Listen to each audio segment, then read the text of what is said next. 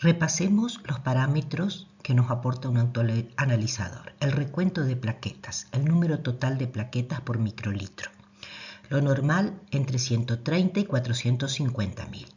Cuando está elevado por encima de 450 hablamos de trombocitosis y cuando está por debajo de 130 de trombopenia.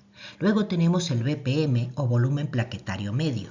Lo normal entre 7 y 13 FL. Indica el tamaño promedio de las plaquetas.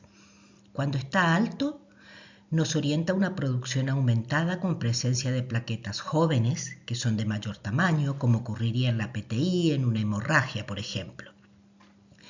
Y cuando está bajo, nos habla de fallo medular o síndromes congénitos con plaquetas pequeñas. En realidad, lo que indica es el tamaño promedio de las plaquetas. Luego tenemos otro elemento que no todos los autoanalizadores lo muestran, que es el IPF, que es la fracción de plaquetas inmaduras. Es el equivalente plaquetario al reticulocito. Si está elevado, significa que es una médula con capacidad de respuesta. Hay una destrucción periférica, una PTI, una sepsis y la médula produce. Si está bajo, en cambio, nos indica que ya hay un fallo medular. Podemos considerar que el IPF podría llegar a convertirse en oro puro si lo sabemos explotar.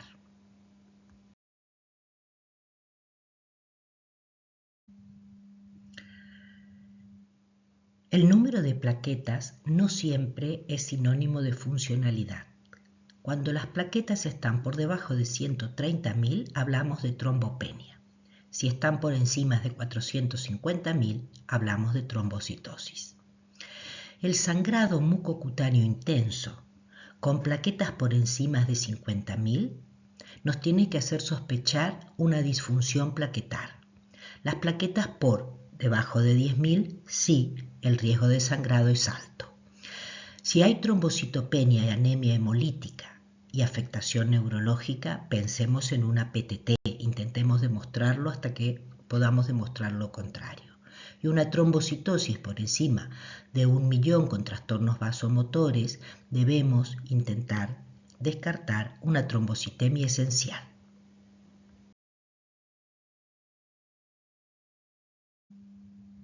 Antes de avisar un valor alarmante, nos aseguraremos de descartar una falsa trombopenia y también nos aseguraremos de que el tubo no está coagulado.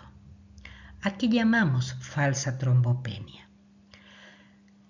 Aquellos casos en los cuales en realidad el recuento plaquetario es normal, pero el autoanalizador comete un error porque no puede individualizar a las plaquetas y no las puede contar una a una. ¿Por qué ocurre esto? Cuando hay agregados plaquetares o cuando se produce el satelitismo plaquetar. Son fenómenos no patológicos que se detectan fácilmente al microscopio óptico al examinar un frotis de sangre periférica.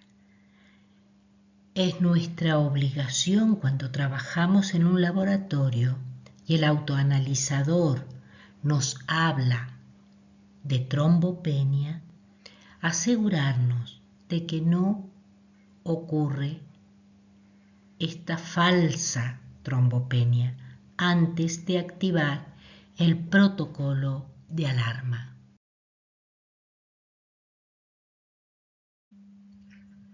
Cuando nos referimos al tamaño de las plaquetas, podemos encontrarnos con plaquetas grandes, en los megacariocitos hiperactivos, los síndromes mieloproliferativos, las trombocitopenias inmunes con presencia de plaquetas jóvenes, plaquetas pequeñas, como ocurre en el Wistock-Aldrich, que es muy típico, o procesos hereditarios raros, que hablaremos luego, o cuando ocurren, por ejemplo, nos encontramos con las plaquetas gigantes. Aquí tenemos el síndrome de May-Heglin o los desórdenes relacionados con el MIH9.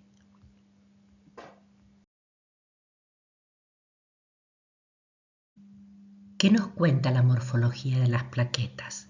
La lupa que nunca falla. En el frotis de sangre periférica podemos ver plaquetas grandes. En casos de megacariocitos hiperactivos o reactivos, en los síndromes mieloproliferativos o mielodisplásicos, en las trombocitopenias inmunes por la aparición de plaquetas jóvenes. En estas imágenes podemos ver representación de las plaquetas grandes y degranuladas, como podemos observar en algunos casos de síndromes mielodisplásicos o en la mielofibrosis.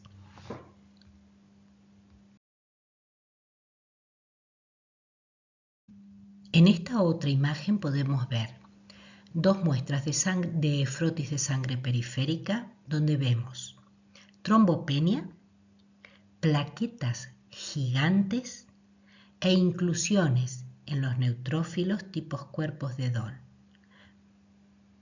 Vamos a estudiar cuáles son las causas de estas alteraciones tan características.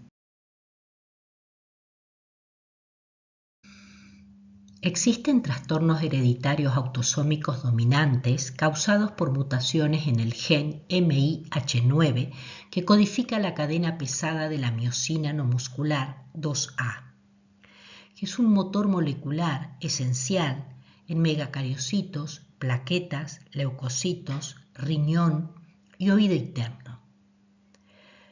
Se generan plaquetas muy grandes, macrotrombocitos. Son pocas, pero funcionalmente bastante buenas. El riesgo hemorrágico es menor del esperado para el recuento plaquetar.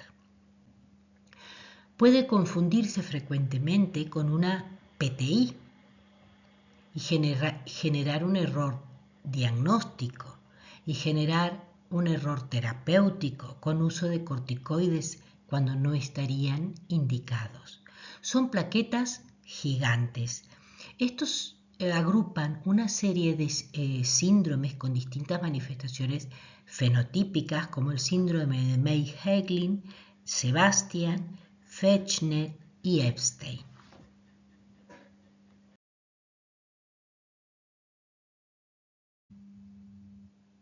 Las manifestaciones sistémicas. A nivel de riñón, proteinuria. Puede progresar a enfermedad renal crónica e incluso terminal. En oído, hay una hipoacusia neurosensorial progresiva. En los ojos, puede provocar catarata precoz en algunos casos. Y a nivel hematológico, volvemos a repetir trombocitopenia moderada, al microscopio óptico, plaquetas gigantes e inclusiones leucocitarias tipo cuerpos de Doll. El diagnóstico, ante la presencia de macrotrombocitos e inclusiones tipo cuerpos de Doll, será a través de inmunofluorescencia para detectar la NMMHC2A y con la confirmación genética de la mutación MIH9.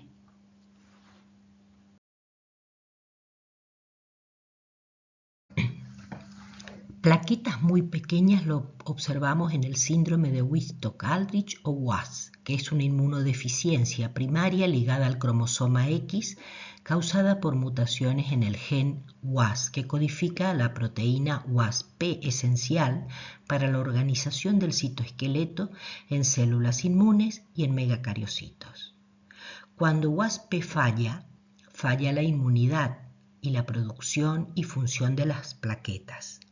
La tríada clásica del WAS es eczema, dermatitis crónica desde la infancia, trombocitopenia con plaquetas muy pequeñas e infecciones recurrentes por inmunodeficiencia combinada, defectos en linfocitos T, B y NK.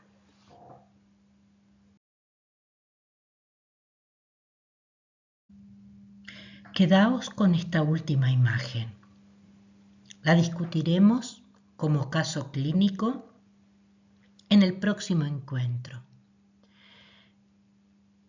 Tiene trombopenia y es una emergencia hematológica. No se nos puede pasar.